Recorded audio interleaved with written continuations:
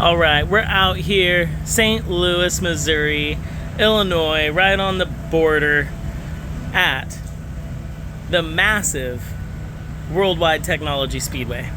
We brought the Formula Drift RX8 out. It's round 5 of Formula Drift. Got the team. Shout out, obviously, to eFlex Fuel, Renewable Lubricants, Mazda Tricks, Brave, NGK, Exity, everybody who's making it happen. And it's pretty awesome because this is a massive venue in the middle of the country, kind of one of the only stops we make in the middle of the country, and we get to come to this really cool venue. I'm pretty sure that was thunder, lightning, cracking up there in the clouds. And one of the things I gotta say about this event and this venue is it's always wild. It's always hot. Often there are some micro bursts, some storms, and the crowd is always excited. So as we load everything in, as we're getting set up, we've been loading it in. Everybody else has as well. We've been watching the weather.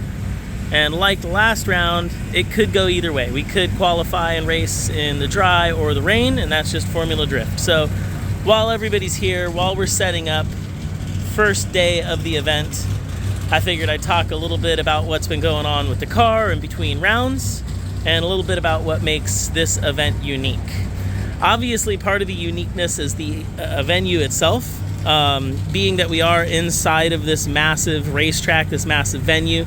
They have a dedicated drift course, a unique layout, and they actually have expanded it. So I think this year we're gonna have one of the fastest layouts we've ever had at this venue. It's kind of a mountain road-esque course, snaking in. I'm backing up because there's lightning going on in the background. I think that'll be a cool background, backdrop to talk in. Hopefully I don't get zapped. But anyways, so they added pavement. They've expanded the course. So although this is still very mountain road-esque, it's kind of a switchback course with a tight initiation, left-hand sweeper into a tight right hand expanding out. And right in that tight right hand expanding out, they've paved more area. So instead of being so tight and windy, I think we're gonna pick up a little bit of speed.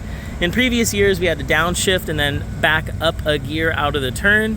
I'm really hoping we can just get it up into 5th on the run up because we're running that 5-speed sequential HDT box. And then once we've got it in 5th, we can just leave it in 5th the whole track length, maybe until that final hairpin, which is basically maybe the second tightest hairpin in Formula Drift outside of Long Beach. So I think, yeah, it may not look it on camera, but telemetry shows that this is probably one of the more technical and tighter and windy tracks. So with the Formula Drift car itself, mid-season maintenance, we've been going through the tune. Nelson Savario's been cleaning things up. We've been working on a little bit quicker spool time. We're running the same amount of nitrous. That's actually been working great. The new Precision Turbo has been working fantastic. I'll get out of the rain now that it's raining. So basically our whole setup up here is working fantastic. A lot of people have asked about the wastegate setup. Last year we were running 2 wastegates on the turbo and 1 on the back. This year we're actually running 3 primary wastegates. And what we found out was, speaking in dump volume, and I may have talked about this in the past, but 3 small or mid-sized gates will operate faster in response to maintaining boost pressure as it comes up versus 1 large gate completely dumping that pressure out and dumping a lot of volume and being able to recover slowly. Having 3 gates working independently with the boost controller allows us to have a faster response time in what our wastegate actuation can be. So aside from the fact that the new turbo was causing some overboost, so we had to add another gate, that's the reason we didn't go to just 1 larger gate. We decided to go to 3 small gates because we had 2 small gates, and it's been working fantastic. In fact, the boost is perfectly stable, nice and rock solid, and a very fast response time and a very fast responding car. So Precision, very nice setup. All right, it's totally raining now. We went from that sunny sky kind of when I started to now we've got total rainstorm, but I'm gonna keep talking. So turbo setup, wastegate combination working great. On this particular motor, we're running the factory dry sump still, working fantastic. 2050 weight racing biosynthetic from renewable lubricants, and that's what we've been running for about 5 years now. I think it's fantastic. Really stable oil pressure and stable viscosity between temperature swings, so really happy there. And then with the ethanol race fuel, we're running the E90 Ignite Red. We do run renewable lubricants as premix, which is something we helped develop and have been running for same thing about the past 5 years. And we're really happy with it. We've been gradually cutting down our mix rates. We were so used to running more than recommended amounts with everything else we'd ever used in our life with the rotaries. Doing 20 years plus of rotary stuff now. It's just very interesting that we've actually, even in this race car, making 1,000 horsepower. Hope everybody can hear me with the rain and the thunder.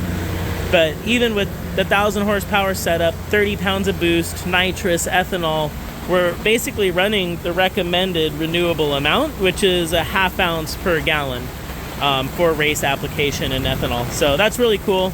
Mishimoto setup's working great. The fans, I'm not going out in the rain. Maybe for a moment. The team fixed my piston killer decal. I'm stoked on that. I had knocked it off at one of the previous rounds. And then WP Pro with the brakes, XXR with the wheels, the new Vitors.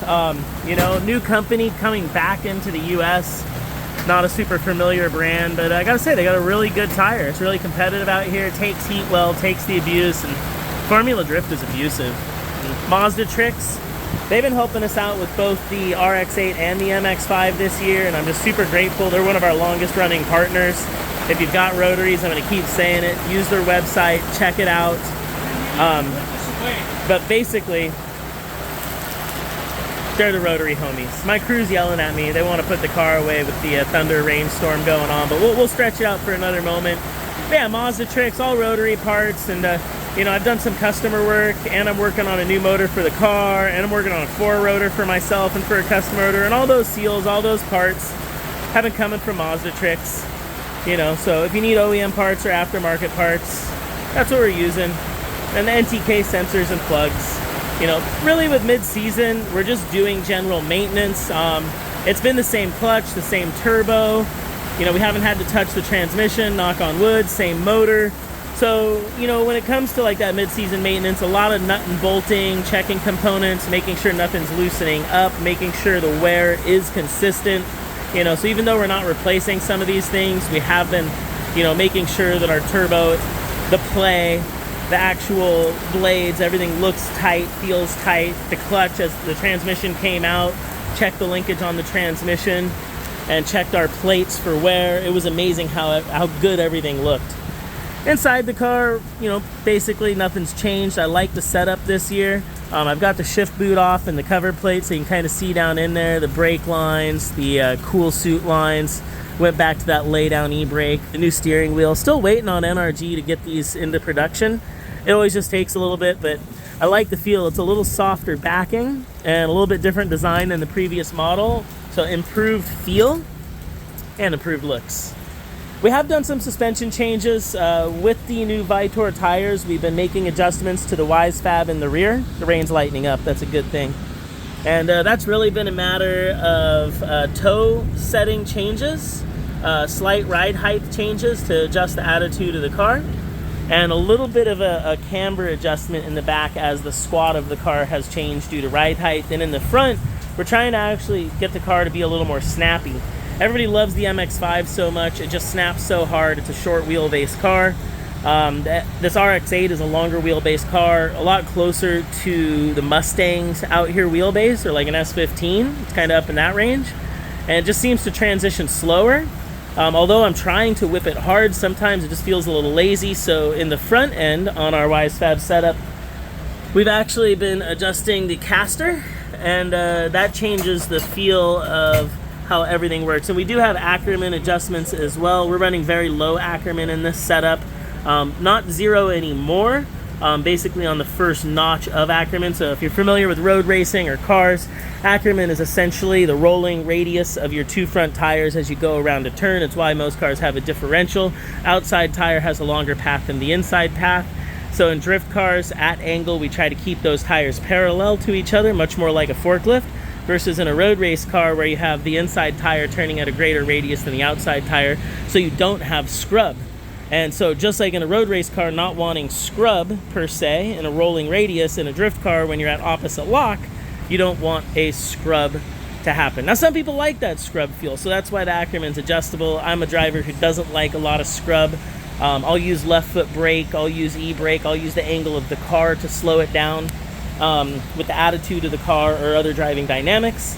But I think it's cool that it's adjustable, so changing basically both a little bit of the Ackerman and caster setup definitely changed the feeling of the car.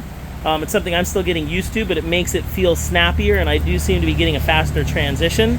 If you look back at New Jersey, I was definitely getting a faster rate to angle at initiation, and that's part of that sensation and that feeling that I'm getting from that front end caster adjustment. Obviously you don't want to go too far with that, but having a little bit more in here is helping the car return, and the longer I hold on to that load, it builds up, the faster it snaps back within reason. So kind of cool stuff. Suspension adjustments, car adjustments, mid-season. I feel like I've stretched this out as long as I can. I'm getting wet, and the team's ready to put this beast away because tomorrow we got practice and qualifying. So thanks for tuning in. Watch KMR. T-shirts are back in stock, so if anybody was waiting, I got those shipped out. We got the porting templates in stock, and we're coming out with sweatshirts and a new t-shirt design soon. So I'm trying. We're doing stuff. It's a family and friends effort. Thanks for everybody who supports. Make sure to follow, hit that subscribe. That really helps me out. We just, I think, passed 10,000 subscribers. So first video after 10,000 subscribers. Thank you guys so much. That's a wrap. We're gonna put this car away. Frap, frap.